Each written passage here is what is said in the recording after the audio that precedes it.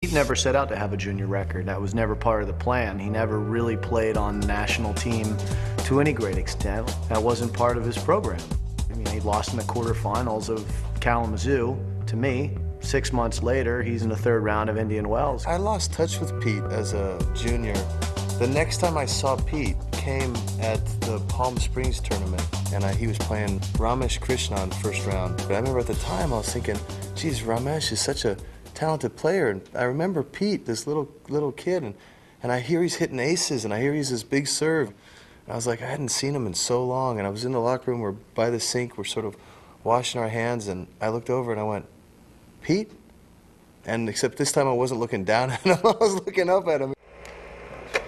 He came out of nowhere like a bolt, turned pro instantly on the spot, signed a management contract, and he had a clothing deal pretty quickly thereafter, and he was top 100 very soon. You know, he wasn't top 100 dominant, but he was within the top 100 and kind of setting himself up for the next level. This is the age of 16. You know, 89, start qualifying for a few events. I beat Tim Mayotte like 2 or 3 times, which was huge. Got the extra 30 bonus points, which was great because I didn't have to go through the whole Challenger satellite deal. I remember watching him on the practice courts as he's ranked 90, 100 in the world at different places, one in particular in Rome where I actually had to play him first round, and another one in Stratton Mountain where I see him on the practice court and he's hitting these one-handed backhands, and I questioned all of it. I said, this poor guy used to have such a good backhand. What has he done to his game? He can't keep a ball in the court, and I just assumed that he would never amount to a whole lot. At the 1989 U.S. Open, Pete would face defending champion and world #1 Mats Wilander in the second round. Pete won in 5 sets, and as the match unfolded, he would discover for the first time what would ultimately become his greatest weapon. His serve started to click in that match a little bit. It was just a serve that we never saw, and I go, where did that serve come from? He goes, I don't know. It just kind of happened. In 90, I won Philadelphia, my first event, and then my ranking went up to 15 or so. Pete would post strong results following the Philadelphia tournament and went into the 1990 U.S. Open seeded 12th. He would make it through the first week of the tournament fairly under the radar, posting one great win over Thomas Muster and setting himself up to play Yvonne Lendl in the quarterfinals. Lendl was trying to make his 9th straight final. I remember we were talking about the draw, and Pete's coach, Joe Brandy, said, well, Pete's been practicing with Lendl quite a bit, and so he's not going to be nervous playing against Lendl. And I have a feeling that Pete can beat Lendl. And I was just like, you're nuts. Look at the size differential between Lendl and Pete, Pete was still pretty scrawny. It just seemed like Pete was closing his eyes and serving, and they were all going in. And Lendl was saying, well, I used to be able to do that. I remember I had this feeling I could pop an ace whenever I wanted to. Or I just felt like, I don't know if you compare it to golf, when you take it back, you know you're going to hit a good shot. In tennis, once I tossed it up and swung, I knew it was going to be an ace. They got up a break in the 5th on Lendl and just basically tanked Lendl's service games. Said, doesn't matter, I'm not going to try to break his serve again. I don't need to, because he can't break mine. And just ran right through that match.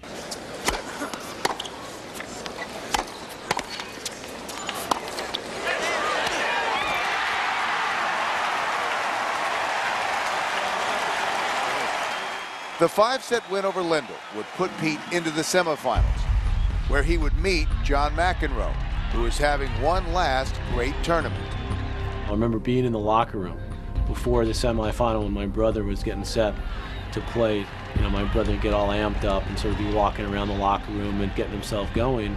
And of course, there's basically no one in the locker room. And there's Pete in the changing room getting stretched out, just laughing, as relaxed as can be. I was happy to be there. I was happy to get to the semis. Didn't realize the magnitude where someone like John, who felt like this is his last U.S. Open, that maybe he could win. I didn't worry about the cameras or the people or the media. I just kept it simple. And the next thing you know, Pete's just completely dominating the match.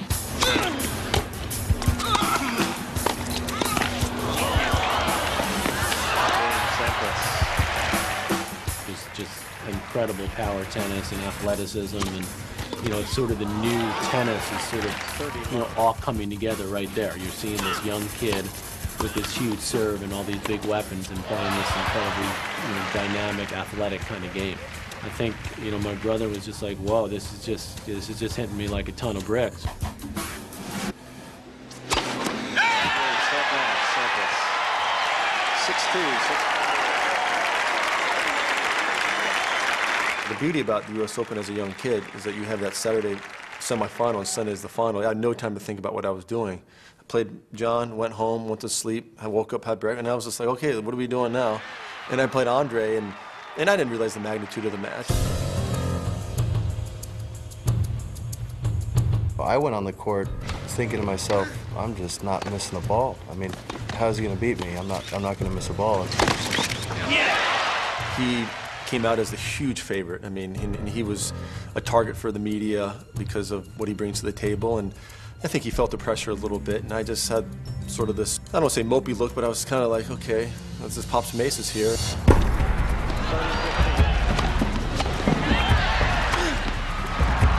That was my fatal mistake, to actually question how he was going to beat me, because he hit a level that day, in my mind, pushed the game of tennis forward.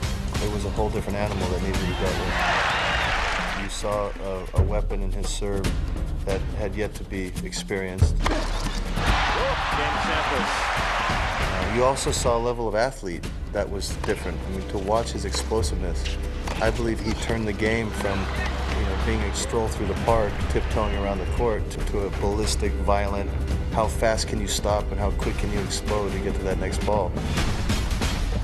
And that's what I felt happened that day. We weren't playing tennis in the park anymore. It was a throwdown.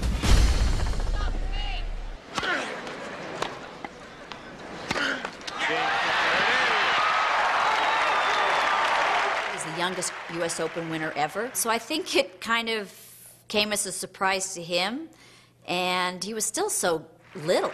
I remember that night my agent came to me and said, the Today Show wants to talk to you, Good Morning wants to talk to you, and I was like, okay, how are we going to deal with this? I got on the cover of Sports Illustrated a week later, and I was a little fish out of water. I didn't like the center of attention. It was sort of a coming out party at a party that I wasn't really that comfortable being at. Everywhere I go now, I'm going to be recognized in the airport, in a restaurant, in a shopping mall. It's just something I'll just have to accept. I saw him the next week in Dallas, and he was really in a weird place because there was all this mayhem around him, and Pete doesn't really enjoy mayhem.